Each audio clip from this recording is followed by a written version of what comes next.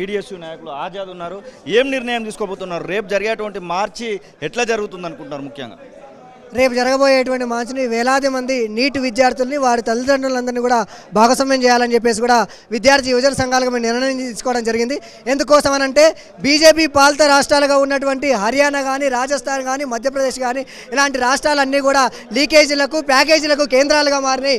ఇప్పుడు ఆ ప్యాకేజీలకు కేంద్రాలుగా మారినటువంటి ఆ బీజేపీ పాలిత రాష్ట్రాలు ఇప్పుడు ఎన్డీఏ కూటమిగా ఏర్పడి బీజేపీ ఈ దేశాన్ని పరిపాలిస్తున్నటువంటి పరిస్థితి మూడో దఫా అధికారంలోకి వచ్చేసి నీట్ పరీక్షలు లీకేజ్ ప్యాకేజీకి ఈ దేశాన్ని కూడా లీకేజీ ప్యాకేజీ కేంద్రంగా మారుస్తున్నటువంటి పరిస్థితి మనం చూస్తూ ఉన్నాం. అందుకోసమే ఇకనైనా సరే ఎన్డీఏలో భాగస్వామ్యంగా ఉన్నటువంటి పాలక పార్టీలు ఏవైతే ఉన్నాయో ఇక్కడ నుంచి తెలుగుదేశం పార్టీ కానీ, అక్కడ బీహార్లో నుంచి జేడీఏ పార్టీ కానీ, పవన్ కళ్యాణ్ గారు కానీ తక్షణమే నిర్ణయం తీసుకోవాల్సినటువంటి అవసరం ఉంది. ఎందుకోసమనంటే దేశవ్యాప్తంగా నీట్ పరీక్ష రాసి గగ్గోలు పెడుతున్నటువంటి విద్యార్థులందరికీ కూడా న్యాయం చేయాల్సినటువంటి అవసరం ఉంది. మీరు వారి పక్షాన నిలబడాల్సినటువంటి అవసరం ఉందని చెప్పేసి మేము పీడిఎస్గా మిగతా విద్యార్థి సంఘాలుగా తెలియజేయడం జరుగుతూ ఉంది. అందుకోసమే రేపు నిర్వహించేటువంటి స్టూడెంట్ మార్చ్ కార్యక్రమంలో వేలాది మంది విద్యార్థులు హైదరాబాద్ నడిబొడ్డున కదం తొక్కుతూ ఉన్నారు. నరేంద్ర మోడీ గొంతు విప్పేంత వరకు కూడా విద్యార్థులు ఆందోళనకు పూనుకుంటా ఉన్నారని చెప్పేసి ఈ సందర్భంగా తెలియజేస్తా ఉన్నాం. మీరేం అసలు దీనికి సంబంధించినటువంటి విషయంలో 6 డిమాండ్స్ అయితే పెట్టడం జరిగింది. ఈ డిమాండ్స్ విషయంలో ఇప్పుడు ఇక్కడ ఉన్నటువంటి ఎన్డీఏ ప్రభుత్వము ఏమైనా నిర్ణయం తీసుకుంటుందని భావిస్తూ ఉన్నారా? తప్పనిసరిగా ఏ దేశ చరిత్ర చూసినా విద్యార్థుల పోరాటాలు లేని చరిత్ర లేదు.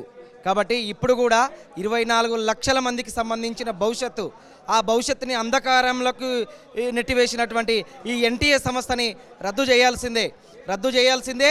ప్రభుత్వం దిగి రావాల్సిందే. మోడీ సమాధానం చెప్పాల్సిందే. సమాధానం చెప్పకపోతే పరిణామాలు తీవ్ర స్థాయిలో ఉంటాయి. ప్రతిపక్ష పార్టీలు లేదా విద్యార్థి యువజన సంఘాలు తప్పనిసరిగా రోడ్ల మీదకి రావాలని చెప్పేసి మేము డిమాండ్ చేస్తూ ఉన్నాం. ప్రభుత్వం స్పందించి న్యాయం చేసే వరకు గొంతు విప్పుతాం.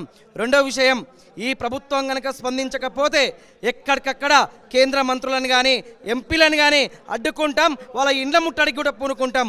రేపు హైదరాబాద్ నడిబొడ్డున జరిగే ఏదైతే విద్యార్థి మార్చ్ ఉందో అది దేశ ప్రజల్ని కదిలించడం కోసం ఈ యొక్క విద్యార్థి మార్చ్. అట్లనే కాదు, 24 లక్షల మంది విద్యార్థులకు మేము భరోసా ఇస్తున్నామని చెప్పడం కోసం, 24 లక్షల మంది విద్యార్థుల తల్లిదండ్రులకు మేము అండగా ఉండమని చెప్పడం కోసం ఈ విద్యార్థి మార్చ్. ప్రభుత్వం గనక దిగిరాకపోతే, స్పందించకపోతే విద్యార్థి పోరాటాలు ఏందో మోడీకి తప్పనిసరిగా గుణపాఠం చెప్తామని ఈ సందర్భంగా డిమాండ్ చేస్తూ ఉన్నాం. మీరు రాష్ట్ర ప్రభుత్వాలకు అప్పగించాలని దాదాపు 2018 నుంచి కూడా పోరాటాలు జరుగుతూ ఉన్నాయి, ముఖ్యంగా నీటు విషయంలో.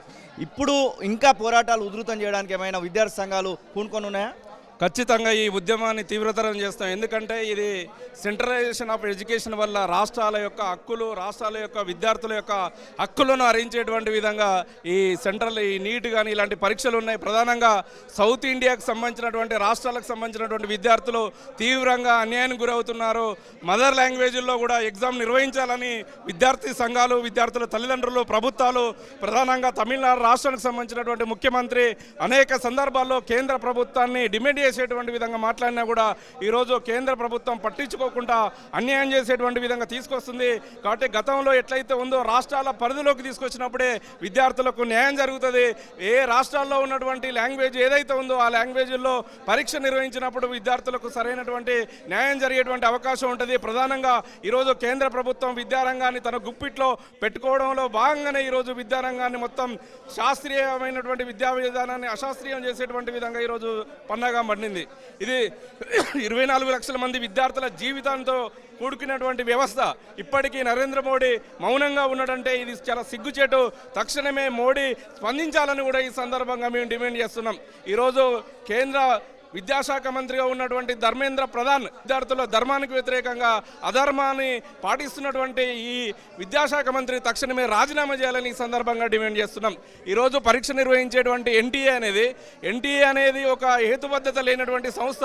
దీని మీద గతంలో అనేక ఆరోపణలు వచ్చినాయి.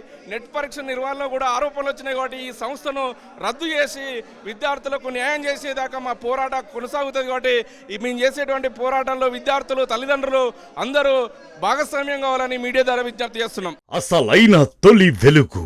ఫాలో వాట్సాప్ @తొలి వెలుగు official.